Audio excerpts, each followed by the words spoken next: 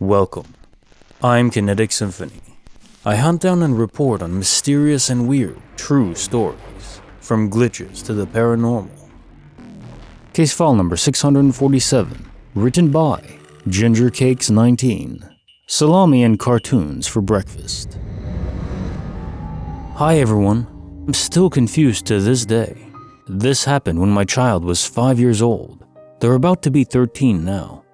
I was laying in bed one morning, playing on my phone waiting for them to wake up. About an hour into mindless scrolling, and yes, I was wide awake, I heard them begin humming a cute little tune, skip to the refrigerator, open it and pull out lunch meat to snack on. They were stoked because I got the good stuff from the deli, so it was in the plastic bags and made a distinct sound when you opened it.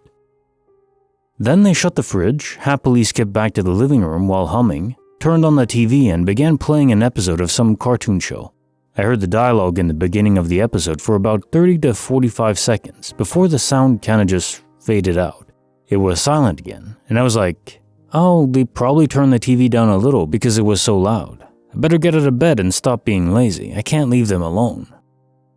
So I get up and go into the living room and turn the corner to say, "Hi Zoe," except the TV was off and they were nowhere to be found. I walked into their bedroom. They were dead asleep. I walked in, sat on their bed and asked, "Did you just go back to sleep?" They were very confused and a little annoyed that I woke them up. They had no clue what I was talking about, so I just let it go. I told them, "Well, you can get up and watch cartoons now if you want to."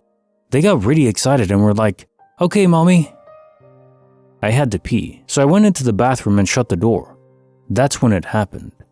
I heard them happily humming, skipping to the fridge. They opened it, grabbed the salami, shut the door, skipped back, happily humming that exact same tune, turned on the TV to the exact episode that I had heard before, and sat there, munching on salami for breakfast. Has anyone else had this happen? I've never had it happen since. Case file number 648, written by onthenextmaury. When you put a glitch inside of a garbage bag. I've been thinking about this for a month and decided against posting it because I thought it sounded inane, but it upended my view of reality. I moved recently. In my old house, there were a lot of items left by the previous tenant, who happened to be a friend, so they left me many items I needed as it was easier for both of us, but many unneeded items as well. I was standing in the bathroom with a trash bag at my feet that was slightly behind me. So I was taking items from the sink counter, then turning around and dropping them into the trash bag. This is important, because I literally could not have left the room. I was not moving my feet. At one point, I turned back and the trash bag is gone, along with everything in it. I checked the counter, drawers, floor, etc., and there was no sign of any of the items I threw away. I needed to be out of the house that day, and the entire time I moved, I looked for this bag. My roommate came home later and I begged them to believe me. It was the only trash bag I had of that color in the house, as it had come from my work and not the roll I had at home. Additionally, there was no curbside pickup at that location, so I had to drive all of our trash to the dump myself. I emptied the entire house and even steam cleaned the carpets. For the love of God, where is that bag? Case notes, file number 648. This garbage bag represents all of our lost items over the years.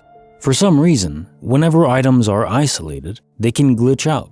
I don't know if this is related to quantum mechanics and superposition, where the waveform has to collapse before it's realized. And remember, there is no hidden information, so it really is in a superposition. It doesn't exist in the conventional sense that we understand from classical physics. Anyways, not to bore you with that. My guess is actually when items go missing, even many items, they're being pulled to another dimension by other entities. I think it makes some sense. If we could perceive of a lower dimension where there are entities that couldn't see us, but we could see them and all their items, we would probably want to study them too, right? I'm just thankful that they don't routinely take us. Depressing in a way, because it's possible that all the alien encounters and abductions are actually just aliens from another dimension, not through space. And honestly, I wish aliens were just from another planet and they built spaceships to get here. That's much more cool, in my opinion. But I guess we'll have to wait and see. I've been walking out at night, for, I don't know, a month now, trying to get in at least 8 miles a day just to keep my fitness up. But I've yet to see anything weird in the sky, or anything weird at all for that matter. Hopefully I get to see something, even a garbage bag disappearing. That would do it for me. Come on, life, let's get real.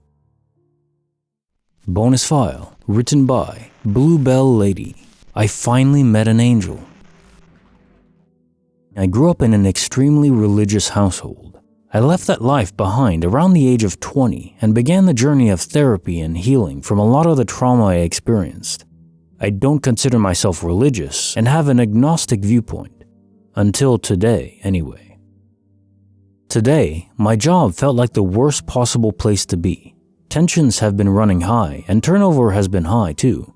My boss and I had a difficult discussion in which he voiced that he's not sure I'm the right fit for the position. Now, I could go into what a narcissistic gaslighter he is, but I digress.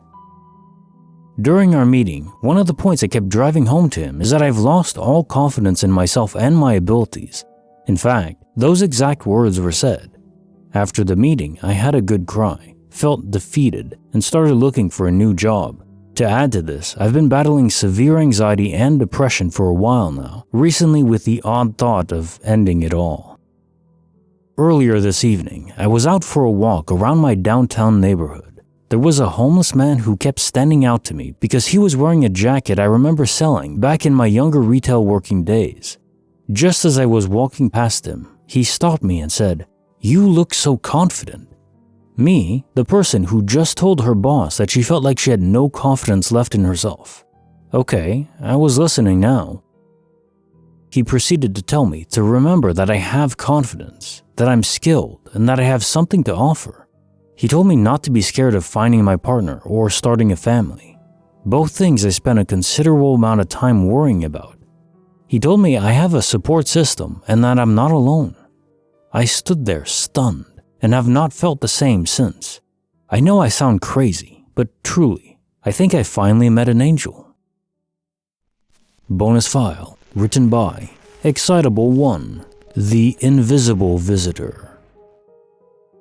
When I was about 4 or 5, I was at my grandmother's home, several stories from there, and it was a rainy spring day.